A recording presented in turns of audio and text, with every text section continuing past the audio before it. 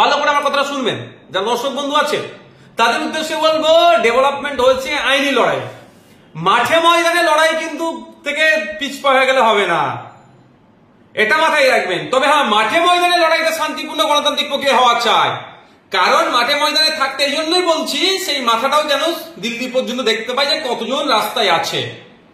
হ্যাঁ, রাস্তায় আছে যেমন দিল্লিকে দেখানো হবে, ঠিক একই ভাবে রাস্তায় থেকে যদি কেউ অশান্তি করার চেষ্টা করে তাহলে দিল্লিতে খারাপ রিয়াকশন যাবে, এটা মাথায় রাখতে হবে। এটা হতে পারে আপনাদের মিটিং মিছিলে ঢুকে হিংসা করিয়ে বিজেপির সুবিধা করাতে পারে কেউ।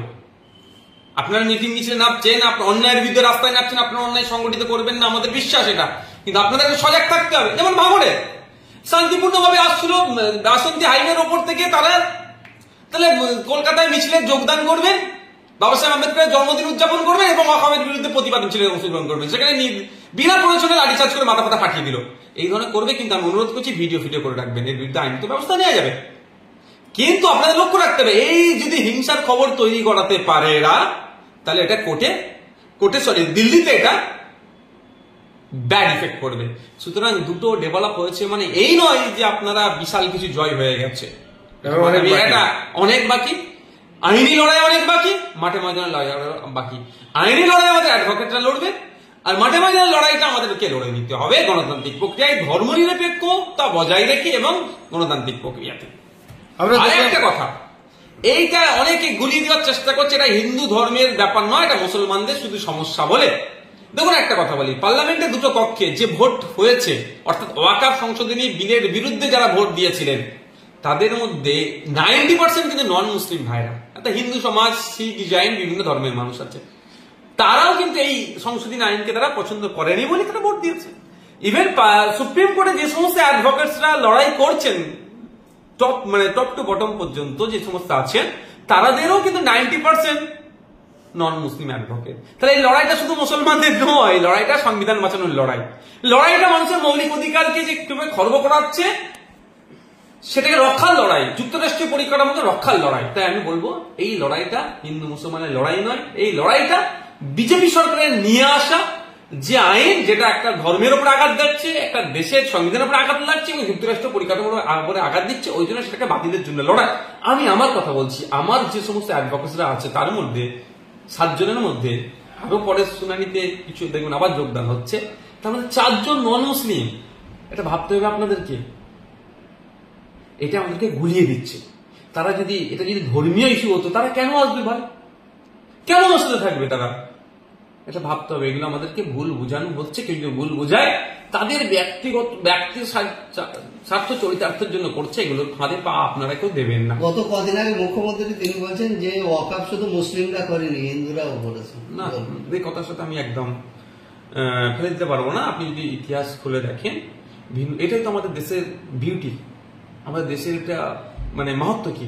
মুসলিম ভাইরা বিহারে 2.5 কোটি টাকা দিয়ে মহাবীর যিনি আছেন তার মন্দির করে দিচ্ছে, মহাবীর জেন ওনার মন্দির করে দিচ্ছে। আপনি মালদাতে চলে যাবেন, মুর্শিদাবাদে চলে যাবেন, বর্ধমানে বিভিন্ন জায়গাতে যাবেন, মন্দিরের জন্য মুসলিম ভাইরা জায়গা ছেড়ে দিচ্ছে। আবার কবরস্থানের সমস্যা হচ্ছে, হিন্দু ভাইরা মুসলমানদেরকে দিয়ে দিচ্ছে। এইভাবেই তো অফ হয়েছে।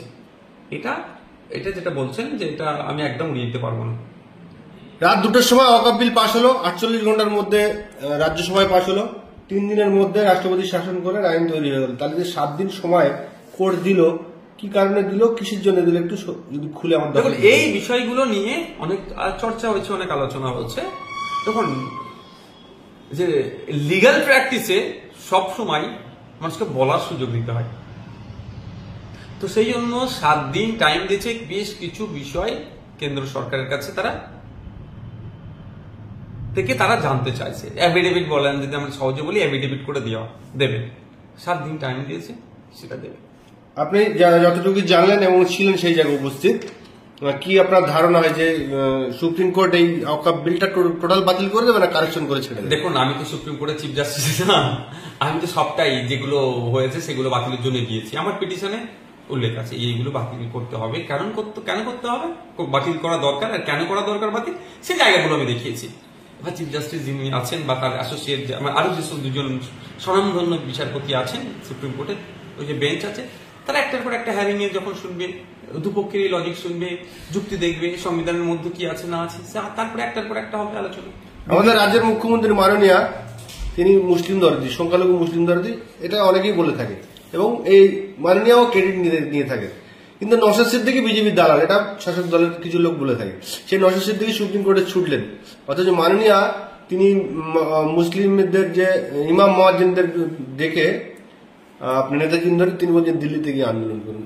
কি বলবেন? দেখুন, ব্যাপারটা এখানে একটু ক্লিয়ার করে বলি, চিৎকে চেঁচামেচি করার দরকার নেই। আমি গতকালকে কোর্টের মধ্যে আমি দেখছিলাম ছত্তিশগড় সরকারের পক্ষ থেকে একজন কাউন্সিল দাঁড়িয়েছিলেন, আমি অ্যাডভোকেট। তিনি ছত্তিশগড় সরকারের পক্ষ থেকে এসে ওয়াকাফের সমর্থনে তিনি সওয়াল করছিলেন, বিজেপি শাসিত সরকার। তো আমাকে সত্যি তখন খুব আমাকে দুঃখ লেগেছিল, প্রচন্ড আমি ব্যথা পেয়েছি। কিন্তু বিজেপি একটা রাজ্যের সরকার এসে বিজেপির কেন্দ্রীয় সরকারের আইনের পক্ষে সওয়াল করছে, তাহলে আমাদের রাজ্যের সরকার বিজেপি বিরোধী চরম বলে নিজেকে প্রমাণ করতে চায়। সে এখানে দাঁড়িয়ে ওয়াকাফের বিরোধিতা করে সওয়াল করলো না। যারা যেখানে পথে ঘাটে ওয়াকাফ নিয়ে বিরোধিতা করে মিটিং মিছিল করছেন, তাদের উদ্দেশ্যে আমার একটাই বার্তা, কেন্দ্র সরকারের এই ভুলে চরম বিরোধিতা করতে হবে গণতান্ত্রিক প্রক্রিয়াতে। কোনোভাবে এই আইনকে বাস্তবায়ন হতে দেওয়া যায় না। গণতান্ত্রিক প্রক্রিয়ার সর্বোচ্চ লড়াই আমাদেরকে দিতে হবে। সাথে সাথে এই লড়াইটা একটু সহজতর হয়ে যাবে যদি 10.5 কোটি জনগণের জনপ্রতিনিধি যদি সুপ্রিম কোর্টে যায়, অর্থাৎ সরকার যদি যায়, এটা যাতে আমাদের সরকার যায়, সেই জন্য সম্ভবত 5 দিনের একটা টাইমও আছে। এই 5 দিনের মধ্যে যদি কোনো সুযোগ আছে মনে হয়, তো যদি আবার আগামীতে থাকতে পারে নিশ্চিতভাবে, তো যদি সরকার যায় এটা পজিটিভ হবে আমাদের জন্য। ভাঙন নিয়ে একটুখানি ছোট্ট করে বলবো। হ্যাঁ, আপনি একটা সভা ডেকেছিলেন যে শিয়ালদা থেকে বাবা সাহেব আম্বেদকরের জন্মদিনে বাবা সাহেব আম্বেদকরের মূর্তি পর্যন্ত ওয়াকফ বিলের বিরুদ্ধে প্রতিবাদ করবেন। সেই জায়গায় আমরা দেখলাম যে পরের দিন যখন আমরা এই খবর কভারেজ করতে আসার জন্য বাসন্তী হাইওয়ের উপরে পুরো রাস্তা বন্ধ করে দিয়ে পুলিশ প্রশাসন দাঁড়িয়ে রয়েছে। পরবর্তীকালে শুনলাম যে যারা দাঁড়িয়ে ছিল তাদেরকে লাঠিচার্জ করা হয়েছে। একটু আমাদের দর্শকদের যদি জানেন যে আপনার পারমিশন ছিল কি ছিল না। শোনেন, প্রথম কথা বলি, পারমিশন লাগে না কোনো সভা সমাবেশের, বিশেষ করে মুভমেন্ট মিছিলের পারমিশন লাগে না। সংবিধানের আর্টিকেলে উল্লেখ করা আছে আপনি সভা সমাবেশ সংগঠিত করতে গেলে যে গাইডলাইন আছে সেখানে কোনো জায়গায় বলা নয় যে পারমিশন লাগবে।